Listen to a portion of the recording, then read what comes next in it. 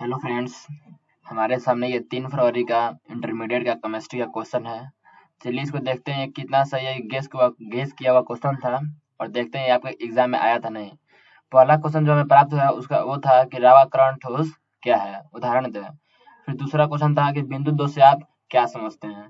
तीसरा क्वेश्चन था मोलल उन्नयक स्थिरांक क्या है, यह विलयन की मोलारता से किस प्रकार संबंधित है। फिर चौथा क्वेश्चन था अपसामान्य आणविक द्रव्यमान से आप क्या समझते हैं। और फिर पांचवा क्वेश्चन था किसी गैस के ठोस में विलयन का एक उदाहरण दे। तो ये सारा जो था 2 नंबर का क्वेश्चन था ये।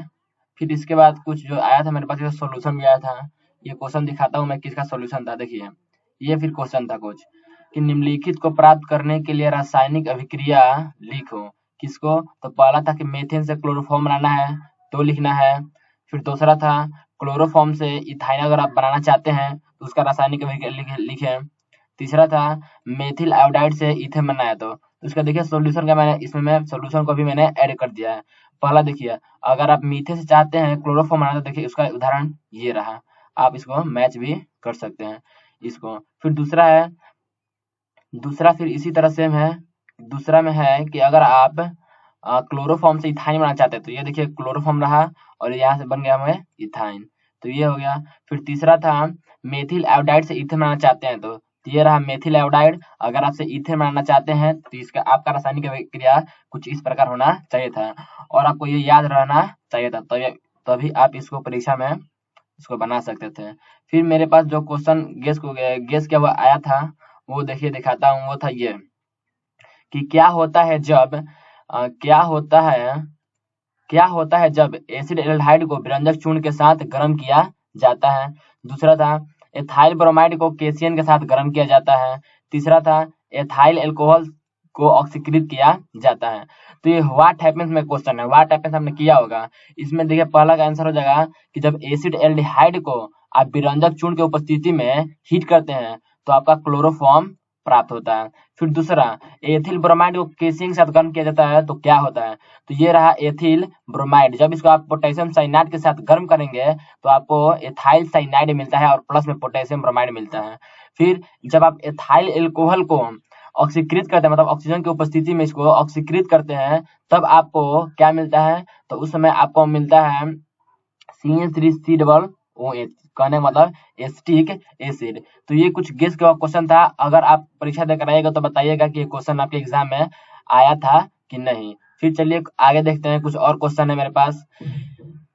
फिर ये क्वेश्चन नंबर 6 है, बताइए क्या होता है जब मीथेन सूर्य के अप्रत्यक्ष प्रकाश में क्लोरीन से विक्रिया करता है। तो ये तो हर साल का फेमस क्वेश्चन होता है। जब आप मीथेन को सूर्य के प्रकाश के सूर्य के प्रकाश में क्लोरीन से विक्रिया कराइएगा तो उसमें बनता है आपका क्लोरोफॉर्म CCl4। ये हर साल का फेमस क्वेश्चन रहता है। फिर कुछ अगले क्वेश्चन की ओर चलते हैं। नेक्स्ट क्वेश्चन कुछ ये भी आया था, देखिए ये आप मिला लीजिएगा। C2H5Cl प्लस AgNO2 जब अल्कोहल की उपस्थिति में इसको रिएक्शन कराएगा तो इथाइल नाइट्राइट बनता है। और फिर 2 ब्रोमोपेंटेन जो अगर आप अल्कोहल में अल्कोहलिक मीडियम में जब इसको आप रिएक्शन कराइएगा तो पेंटेनॉल 2 बनता है। तो ये भी क्वेश्चन कुछ होगा, आशा लगता है ये क्वेश्चन आया होगा आपके एग्जाम में। फिर इसी तरह क्वेश्चन ये है शुष्क ईथर की उपस्थिति में ब्रोमोबेंजीन की विक्रिया मैग्नीशियम से होती है। मतलब ये भी है व्हाट हैपेंस में, क्या होता है जब ये होता है, यानी क्लोरोबेंजीन का जल अपघटन किया जाता है तब क्या होता है। एथाइल क्लोराइड की विक्रिया जलीय OH में होती है तब क्या होता है। शुष्क ईथर की उपस्थिति में मेथिल ब्रोमाइड की विक्रिया सोडियम से होती है तब क्या होता है। और मेथिल क्लोराइड की विक्रिया केसियन से होती है तब क्या होता है।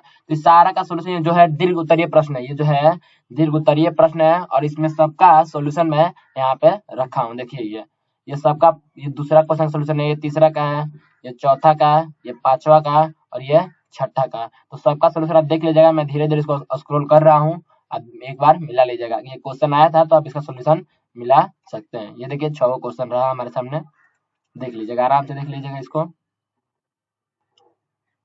चलिए फिर अगले क्वेश्चन की ओर चलते हैं। फिर कुछ क्वेश्चन ऐसे भी हो सकता था आपके एग्जाम में कि निम्नलिखित परिवर्तन आप कैसे करेंगे। अगर आपको एथेनॉल से ब्यूट 1 बनाना है तो, या एथेन से ब्रोमो एथेन बनाना है, या प्रोपिन से 1 नाइट्रोप्रोपिन बनाना है, टाइलून से बेंजीन अल्कोहल बनाना है, प्रोपिन से प्रोपाइन बनाना है, एथेनॉल से एथिल फ्लोराइड बनाना है, और ब्रोमोमेथिन से प्रोपेनोन बनाना है, या ब्यूट 1 इन से 2 इन बनाना है, या 1 क्लोरोब्यूटेन से N-octane बनाना है। इनमें से कोई भी अगर एक आया होगा तो आप देख सकते हैं सबका सोल्यूशन मैं यहाँ पे रखा हूँ, ये पहला का, दूसरा का, तीसरा का, तो आप इसको एक बार मिला लीजिएगा। अगर कोई भी आया होगा इसमें से आप सोल्यूशन इसका मिला सकते हैं। देखिए, चलिए फिर अगले क्वेश्चन की ओर चलते हैं। ये देखिए, ये भी क्वेश्चन हमको लगता होगा आपके एग्जाम में आया होगा। प्रोपीन को सांद्र गंधका अम्ल से प्रवाहित कर उत्पाद को जल के साथ उबालते हैं तो क्या होता है।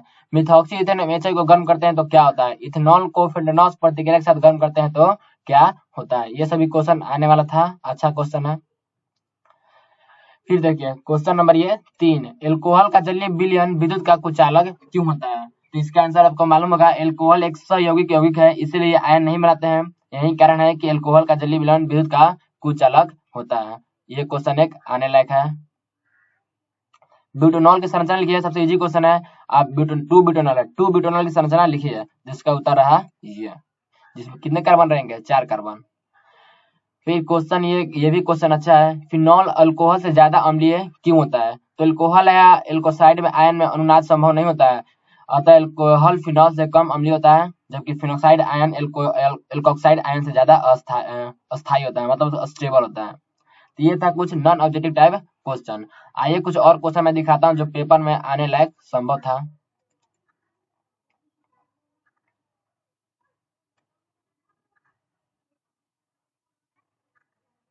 ये देखिए कुछ पेपर हम मेरे पास आया था, तो उसमें देखिए ये क्वेश्चन था। आपको शायद इसमें अच्छे से दिखाई नहीं दे रहा होगा, मैं दिखाता हूँ।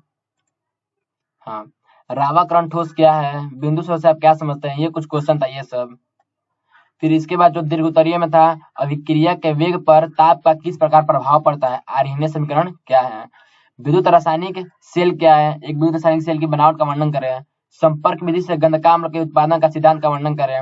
ऑक्जेलिक अम्ल के साथ सांद्र गंधका अम्ल की अभिक्रिया कराएं। तो ये था आपका दीर्घोत्तरीय क्वेश्चन आंसर था। इसके बाद कुछ ऑब्जेक्टिव आया था, ये देखिए, आप बताइए कमेंट में कि ऑब्जेक्टिव जो है सही है था, यही आपके एग्जाम में आया था या फिर कुछ और था। ये देख लीजिए ऑब्जेक्टिव, सेकेंडरी एमिनो अम्ल क्रियामूलक, ये सब आया था, ये देख लीजिए। ये देख लीजिए, क्रिस्टलीय तंत्र की कुल संख्या होती है, निम्नलिखित में क सहसंयोजक ठोस है। ये सारा ये अपना मिला लीजिएगा, ये सब मतलब ये ऑब्जेक्टिव आपके एग्जाम में आया था कि नहीं, मुझे कमेंट में अवश्य बताइएगा। और इसका सोल्यूशन अगर आपको चाहिए तो मैंने सोल्यूशन भी देखिए इसमें चिपका रखा है। ये सब सारा इसका क्या है, क्वेश्चनों का ये सब सोल्यूशन है, देखते रहिएगा आप। ये देखिए यहाँ तक तो मैंने करा दिया, साथ ही साथ कुछ हैंड रिटेन जो है कुछ लड़कों ने भेजा था, वो भी सोल्यूशन मैंने इसमें लगाया है, वो भी दिखा देता हूँ आपको।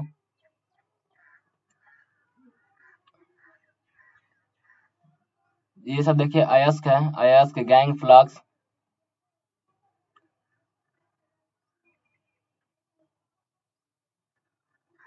ये देखिए जो दोस्त था ना, दोस्त कितने करता है उसमें है फ्रैंकल डिफेक्ट, ये वाला ये रहा। बाकी अवशोषण अधिशोषण में डिफरेंस है। फिर वेग स्थिरांक क्या है, ये भी है यहाँ पे। ज्वार नाशक क्या है, प्रतिरोध क्या है, एंटीसेप्टिक क्या है, ब्राउनी गति क्या है, पायस क्या है। तो ये सब बताइए क्वेश्चन में ये सब लड़ा है कि नहीं लड़ा है। फिर परासरण तब क्या है, ये तो आया होगा था, तो अणुसंख्य गुण लिखे, कोलिगेटिव प्रॉपर्टी, तो उसके जो चारों था वो लिखना होता है। ये देख लीजिए, मिला लीजिएगा ये क्वेश्चन अपना। फिर ये भी है, ये भी था, प्रथम कोटि की अभिक्रिया बताएं, ये लिखना था। फिर मोललता और मोलरता में डिफरेंस, हेनरी का नियम, और इस तरह बाकी जितना बाकी जो था गेस का क्वेश्चन था उसका आंसर मैंने इसमें चिपकाया है। बताइएगा ये सब क्वेश्चन इसमें से कितने क्वेश्चन मैच किए हैं और कितने मैच नहीं किए हैं। बाकी ये सब जो पेपर भेजे थे लड़के, वो मैंने चिपकाया है, और ये दीर्घ उत्तरीय रहा।